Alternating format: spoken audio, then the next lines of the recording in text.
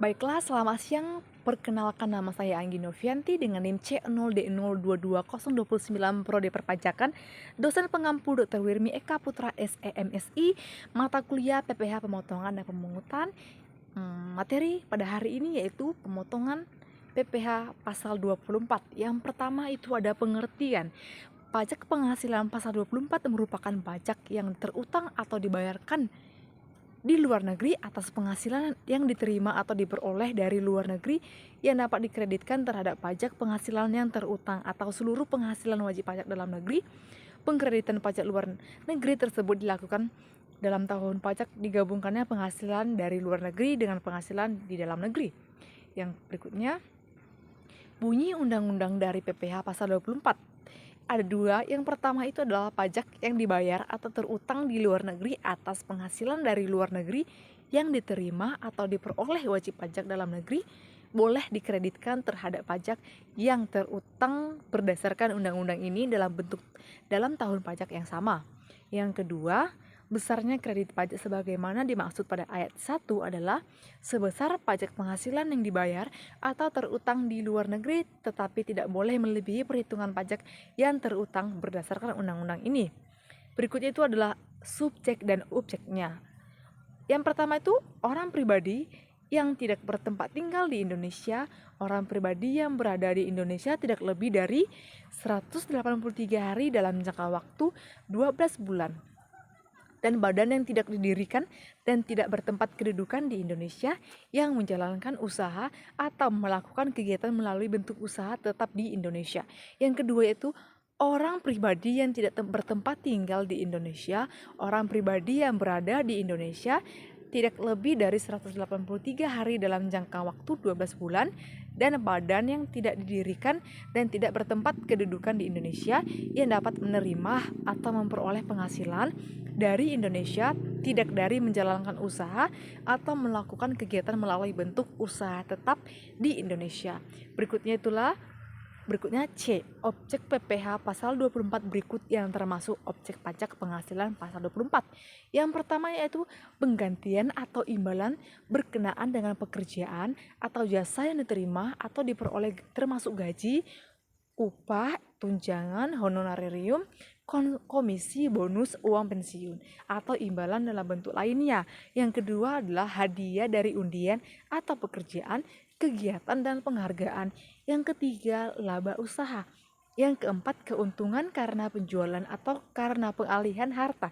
Yang kelima, penerimaan kembali pembayaran pajak yang telah dibebankan sebagai biaya dan pembayaran tambahan pengembalian pajak. Yang keenam yaitu bunga termasuk premium, diskonto, dan imbalan karena jaminan pengembalian utang. Berikutnya itu adalah penggabungan penghasilan. Yang pertama, penggabungan penghasilan dari usaha dilakukan dalam tahun pajak diperolehnya penghasilan tersebut.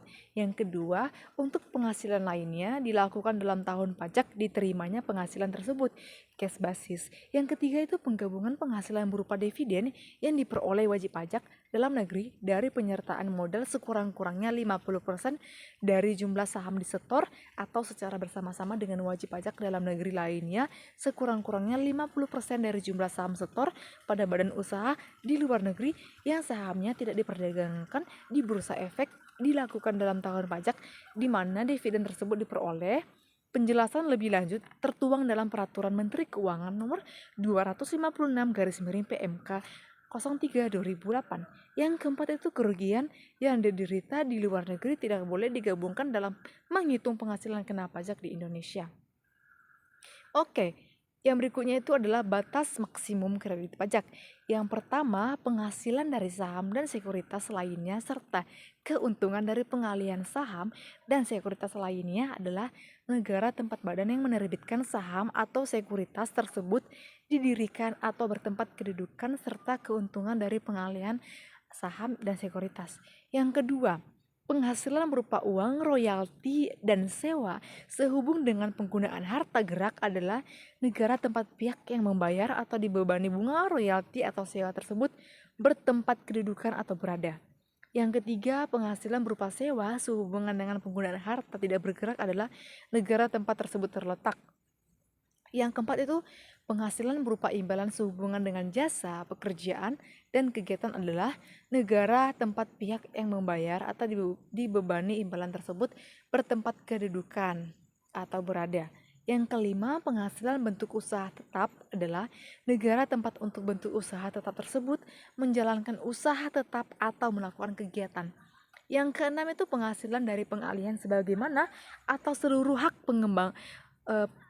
penembangan atau turut serta dalam pembiayaan atau permodalan dalam perusahaan pertambangan adalah negara tempat lokasi penembangan berada.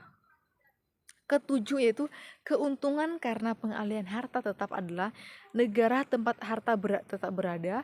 Yang kedelapan itu keuntungan karena pengalihan tetap harta tetap dan menjalankan bagian dari satu bentuk usaha tetap dalam negara adalah negara tempat bentuk usaha tetap berada. Berikutnya yaitu batas maksimum kredit pajak dapat diambil dari yang terendah di antara 3 unsur atau perhitungan berikut. Yang pertama itu jumlah pajak yang terutang atau dibayar di luar negeri. Yang ketiga itu penghasilan luar negeri atau seluruh penghasilan kena pajak dikali PPh atau seluruh yang dikenakan tarif pasal 17. Yang ketiga yaitu penjumlah pajak yang terutang atau seluruh penghasilan kena pajak dalam hal penghasilan kena pajak adalah lebih kecil daripada penghasilan luar negeri. Berikutnya cara perhitungan PPh pasal 24 menghitung kredit pajak luar negeri. Oke.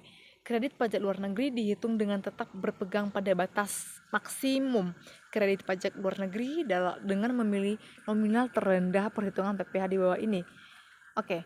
PPh maksimum yang dapat dikreditkan penghasilan LN sama dengan total penghasilan dikali total PPh terutang.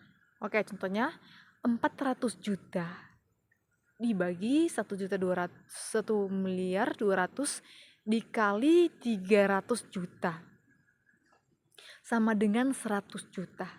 PPh yang terutang atau diperoleh di LN sama dengan 20% dikali 400 juta sama dengan 80 juta. Dari perhitungan tersebut di atas, kredit pajak LN yang diperbolehkan adalah sebesar 80 juta atau sebesar PPh terutang atau dibayar di LN. Jumlah ini diperoleh dengan membandingkan perhitungan PPh maksimum yang boleh dikreditkan dengan PPh yang terutang atau dibayarkan di LN kemudian dipilih dengan jumlah terendah. Oke, baiklah, terima kasih untuk materi pada hari ini. Sampai di sini saja. Dadah.